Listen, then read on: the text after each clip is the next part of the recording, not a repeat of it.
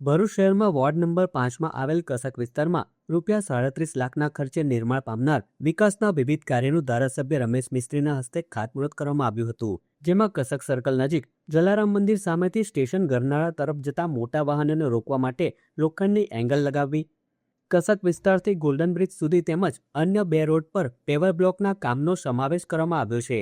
તો બીજી તરફ ભરૂચ જિલ્લા કલેક્ટરના અધ્યક્ષસ્થાને મળેલી બેઠકમાં શીતલ સર્કલથી અહીંના વિસ્તારને આવરી લેતી મુખ્ય ડ્રેનેજ લાઇનની કામગીરી અંગે ડીએમએફ ફોરમ હેઠળ ₹40 લાખ મંજૂર કરવામાં આવ્યા છે, જેની કામગીરી પણ ટૂંક સમયમાં શરૂ કરી દેવામાં આવનાર છે.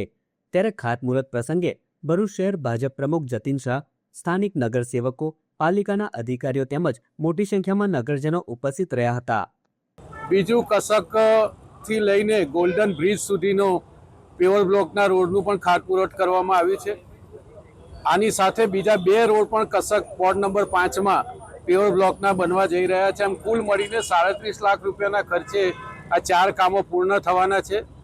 કસકમાં શીતલ સર્કલથી આ આખું વિસ્તારને આવરી લેતી જે મુખ્ય ડ્રેનેજ છે એ પણ કલેક્ટરના અધ્યક્ષસ્થાને જે ડીએમએફ ફોરમ છે, ડિસ્ટ્રિક્ટ મિનરલ ફાઉન્ડેશન, એમાં ₹40 લાખ રૂપિયા મંજૂર થયા છે.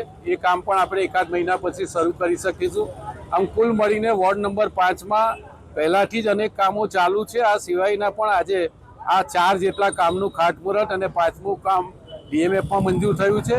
અને આ કસક સર્કલની આસપાસમાં જે પેવર બ્લોક છે ત્યાંથી લઈને કસક નાળા સુધીનો જે ડામરનો છે ભાગ, એને પણ કાઢીને વ્યારાના પેવર બ્લોક સાથેનો રસ્તો આગામી થોડા દિવસમાં તૈયાર થવા જઈ રહ્યો છે, જેના કારણે આ વિસ્તારની સમસ્યામાં ઘટાડો થશે.